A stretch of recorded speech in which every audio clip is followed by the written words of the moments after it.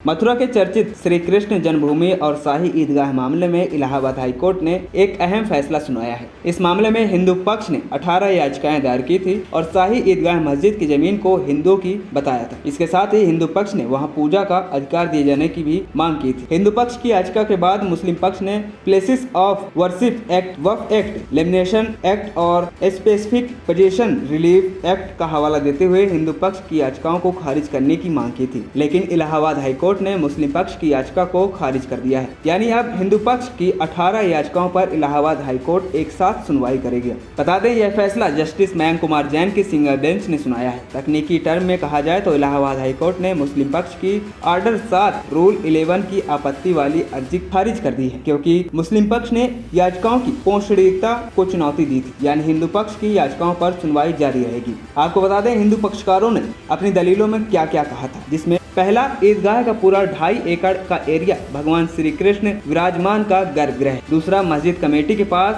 भूमि का कोई ऐसा रिकॉर्ड नहीं है। तीसरा, सीपीसी का आदेश 7 नियम 11 इस याचिका में लागू नहीं होता है। चौथा, मंदिर तोड़कर मस्जिद का अवैध निर्माण किया गया है। पांचवा, जमीन का स्वामित्व कटरा केशव देव का है। छठवां, बिना स्वामित्व अधिकार के वक्फ बोर्ड ने एक किसी भी वैध प्रक्रिया के इस भूमि को वक्फ संपत्ति घोषित कर दिया है। सातवां, भवन पुरातत्व विभाग से भी संरक्षित घोषित है, इसलिए भी इसमें उपासना स्थल अधिनियम लागू नहीं होता है। आठवां, एएसआई ने इसे नजूल भूमि माना है, इसे वक्फ संपत्ति नहीं कह सकते हैं। वहीं दूसरी तरफ मुस्लिम पक्षकारों की खारिज याचिका में पहला, मुस्लिम पक्षकारों ने कोर्ट में दलील दी थी कि इस जमीन पर दोनों पक्षों के बीच 1968 में समझौता हुआ है। 60 साल बाद समझौते को गलत बताना ठीक नहीं है, लिहाजा मुकदमा चलाने जाने योग्य नहीं है। दूसरा, उपासना स्थल कानूनी यानी प्लेसेस ऑफ वर्शिप एक्ट 1991 के तहत भी मुकदमा सुनवाई योग्य नहीं है। तीसरा, 15 अगस्त 1947 के दिन जिस धार्मिक स्थल की पहचान और प्रकृति जैसे है वैसी ही बनी रहेगी, यानी